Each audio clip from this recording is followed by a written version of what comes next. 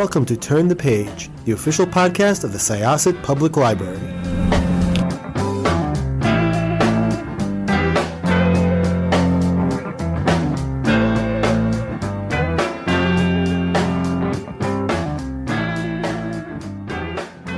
Welcome to Syosset Library's Turn the Page podcast. This is Jessica. I am your host today, and I'm really excited for this book because aside from the fact that I got sucked into TikTok around the same time everybody else did, I am a really big fan of any story involving villains and their lives post hanging out on the throne and doing their villain stuff.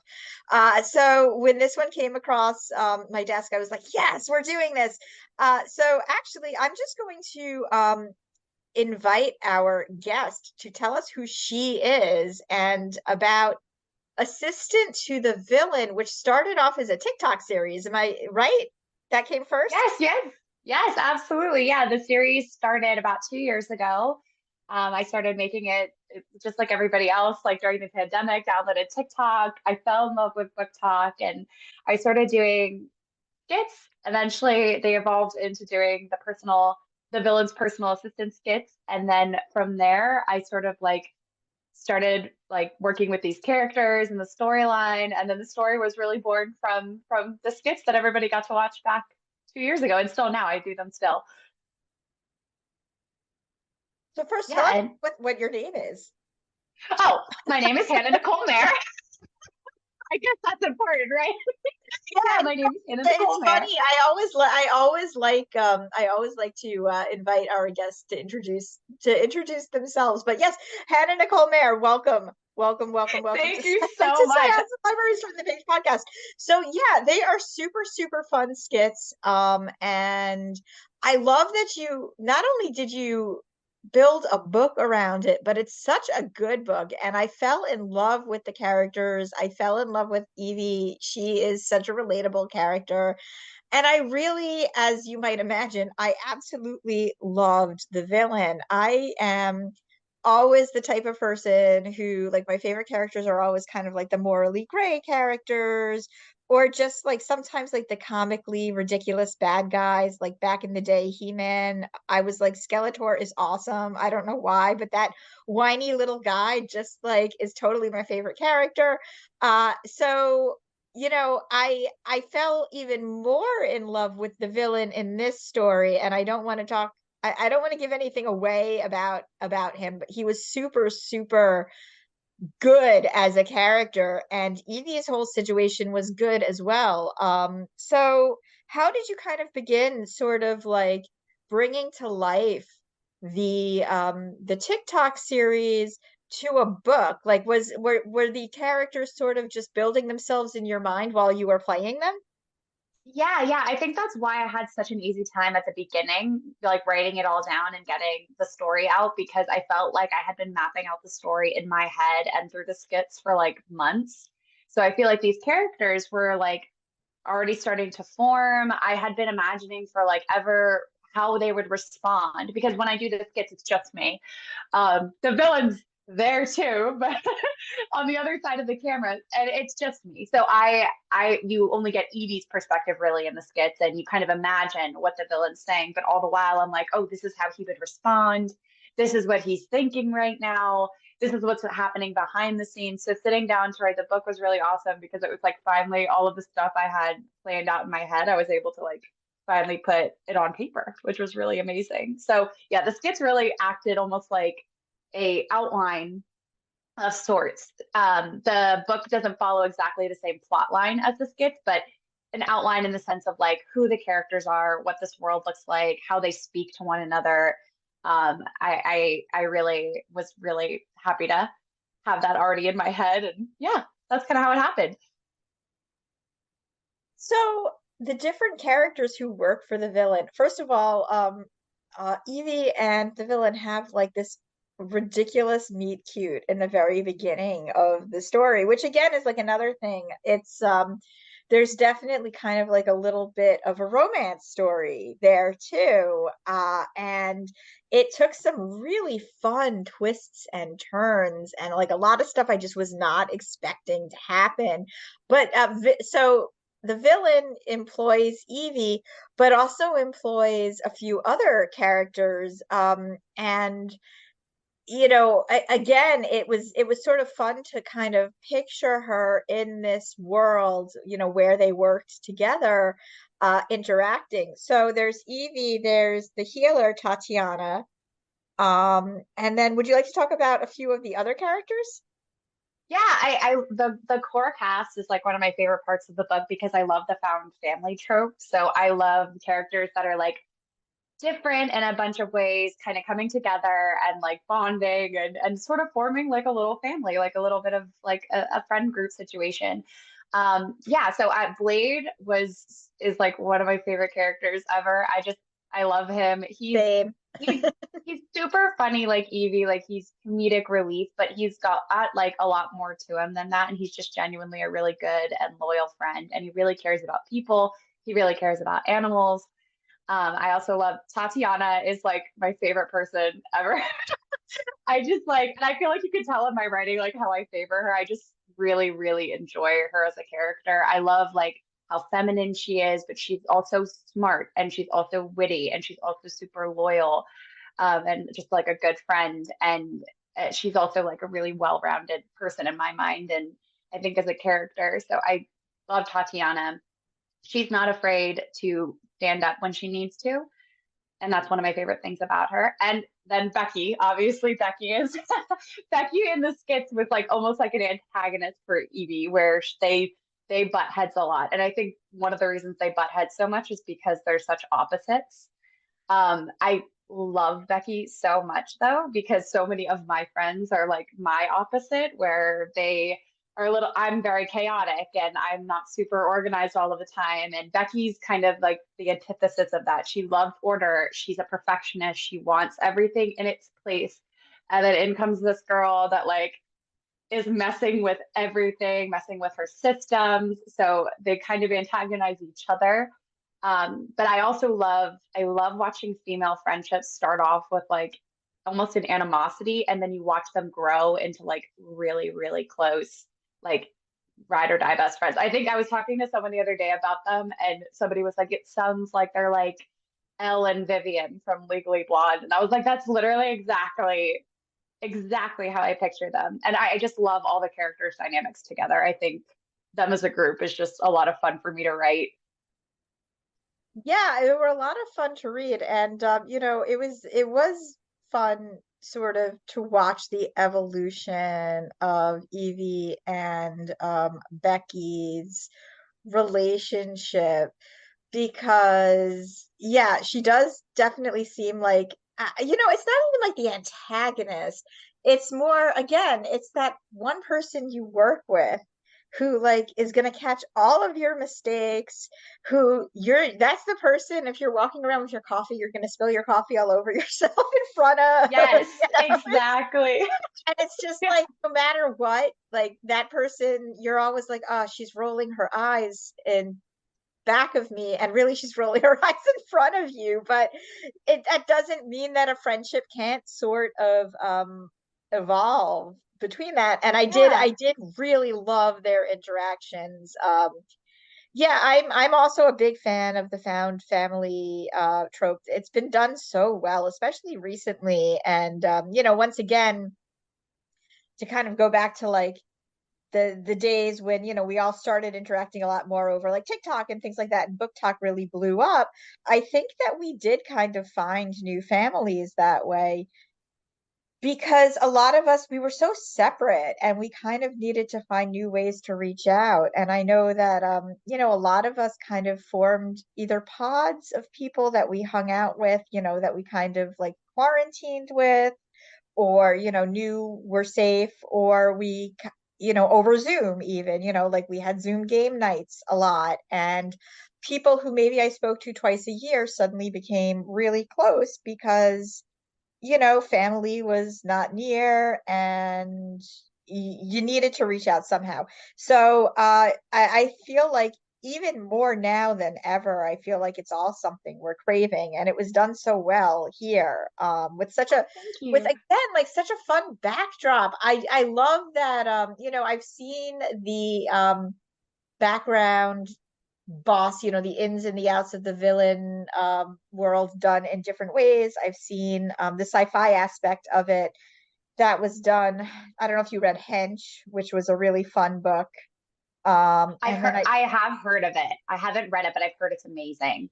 it is super, super fun, but that's more like a sci-fi. It almost reminded me a little bit of The Boys. But again, this was like somebody who temped for different bad guys and things happened. And then of course, like I'm a big fan of Venture Brothers and all of that.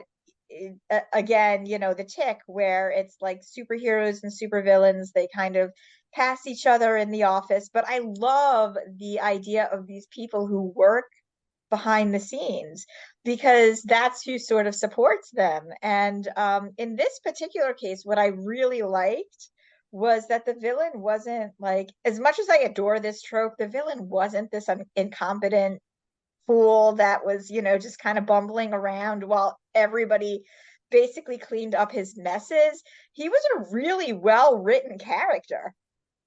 Well, thank you so much. I do. I love him. I just think he's very like contradictory to himself, which I think is a lot of fun for me to write because one minute he'll be saying like I hate everything, I hate the world should burn. And then the next second he's like trying not to laugh at something ridiculous somebody said and he's like, "Don't feel humor. You're gonna ruin your vibe."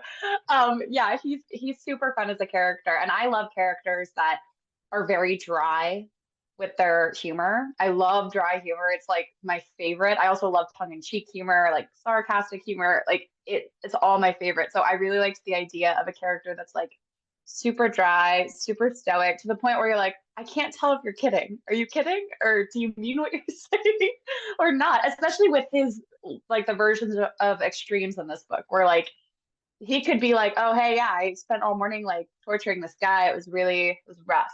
And you're like, I don't know if are you being serious? Like, what, are you joking? Like, what do you mean? Yeah, and I also love the idea of a character like him who is so stoic and who does tend to like isolate himself from other people, being thrown into a group of people that are just absolute chaos, like absolute mayhem is happening. And he's just like, oh, okay, here I am. I'm just gonna try to get through this the best way I can. Yeah, I loved writing him. He's definitely one of my favorite characters I've ever written for sure. When you started doing the skits, did you know his backstory or did it sort of come to you? I'm a big fan of just kind of like figuring out how people's characters come together. And that is definitely one thing that I wanted to know because, as I said, watching the skits and as you said, he's in the background, but he had a really good backstory. So like was Thank that sort of you. in the back of your mind while you were doing the skits? Yes and no. So like when I posted the first episode, there wasn't a whole lot of backstory built yet for any of the characters. I mean, none of the Becky was just like a name I yelled out in the first episode. I was like, Becky, you're in HR. What do you know? Like I said that in the first episode, not knowing that like Becky would be like a constant. And same thing with Blade. Like Blade was really a tool early on to like make the villain jealous as like a bit. And then I was like, no, but Blade and Evie are best friends now, and this is where he lives. So I think as soon as like they entered like my brain, I started building in my head. None of it was like written down at that point, but I was starting to like build his backstory. And without spoiling anything, there were things about his backstory that I reveal in the book that I knew like very early on into doing the skits. I would say honestly, maybe around like 10 episodes, I had like maybe it was like 2 weeks into doing the skits that I started like really thinking about, okay, well, this is what their lives are like. This was what their childhoods were like. And I started like some of the skits, if you go back, you can see some of the story in the skits that is in the book, which I think is fun because you definitely don't need to watch the skits to read the book. It's a totally stand on its own thing, but there is a lot of like little salutes to the series in there, like characters you see in the skits just for like brief time or like in the books and are like fully developed, which is cool. So are you going to, I mean, would you do another one in this world? Are you possibly going to do a Yes, follow-up? so this is the first in a series. So there's book two. I'm actually just about to start working on book two. It's completely outlined. I know exactly everything that I want going into it. I just need to sit down and start typing. So absolutely, I love these characters like far too much. And I think when I sat down to write the first book and I was like trying to like map out exactly how the book would go, I was like, there's just no way I can do just one with these characters because I'm so fond of them. And I don't know. I feel like when I started doing the skits, I was in kind of a low place mentally. I think mental health has its lifts and lows, and during the beginning part of it, I was hitting kind of a low point, and it was really a really nice way for me to get out of my head for a little bit. It was not just like writing the characters, but like making the skits and interacting with everybody about the world and the comments and like laughing about the characters with everybody in the comments section. So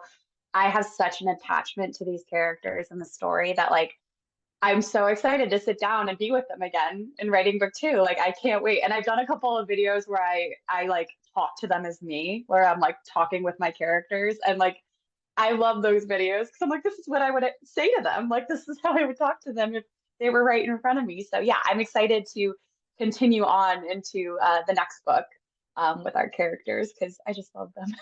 Yeah, I'm excited to hear that too. And I was thinking that that was definitely the direction you were going to go. I think it's also I just kind of want to like I'm curious, starting off discovering book talk and then sort of coming back around in a completely different way releasing this book. How is that? Like how does that feel? Is it really surreal?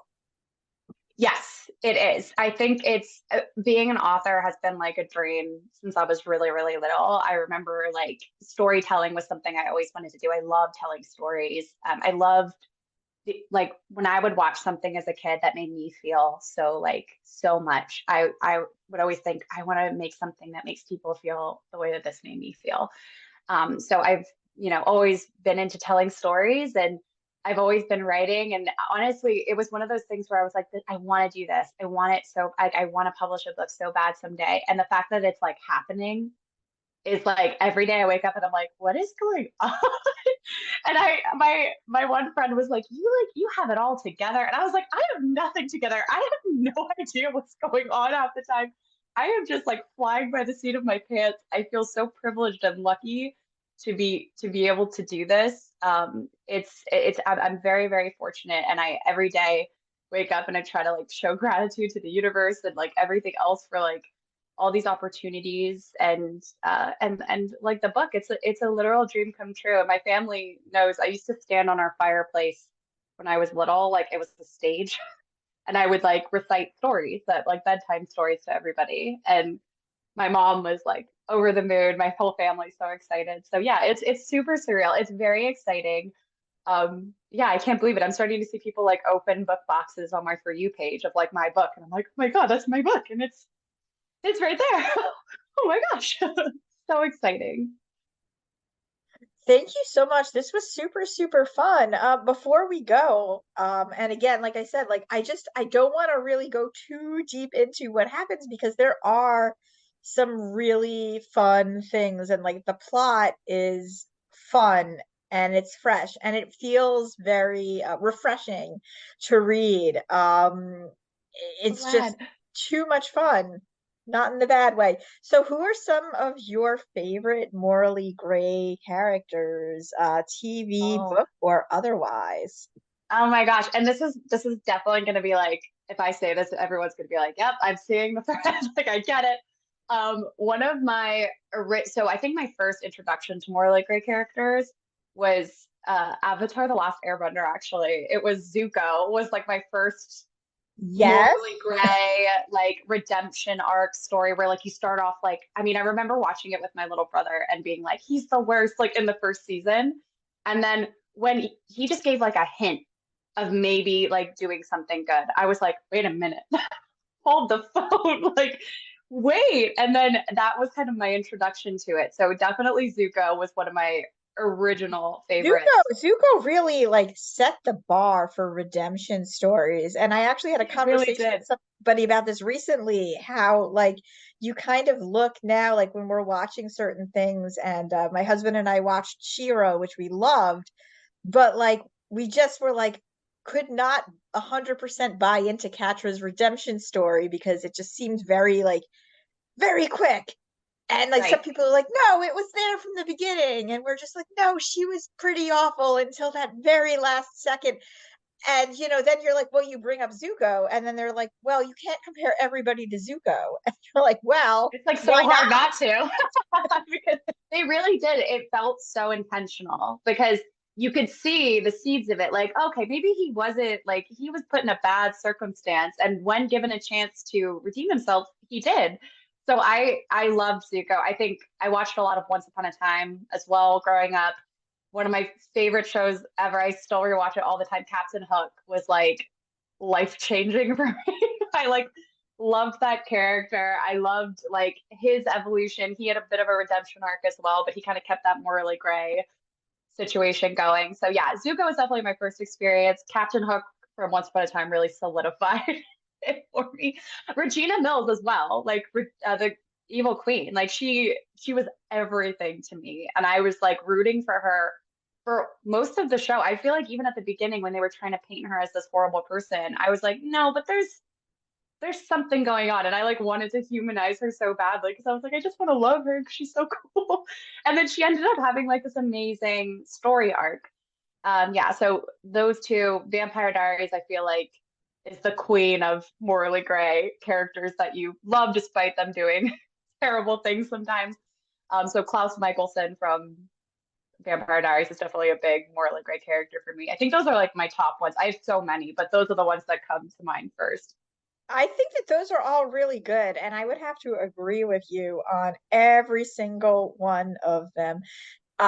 It's so much fun, like when you watch a character, and having been an anime fan for a while too, there's always those characters that start off as an antagonist, and you're like, ugh, them, and then like by the end you're like, yes, I love you, please come back and do like a solo series about just you. And that's kind of how I felt reading your villain character.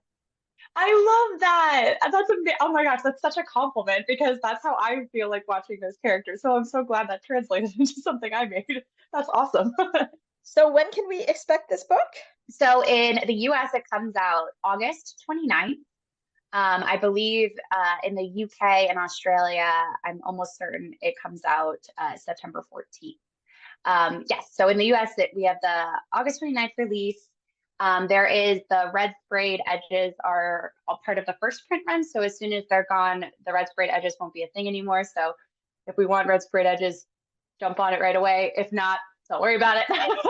I just always feel like I should say it because they're only going to be for a limited time, but it's, yeah, so exciting. I'm like over the moon. Well, I'm going to have to jump on that now because I do not have a printed arc of it. I have a digital arc, and all you have to do is tell me collector's item book, and I'm like, yeah, doing it. Thank you so much, Hannah Nicole Maehrer. See, now I'm going to sign you out. Thank you so much because I might not remember, obviously.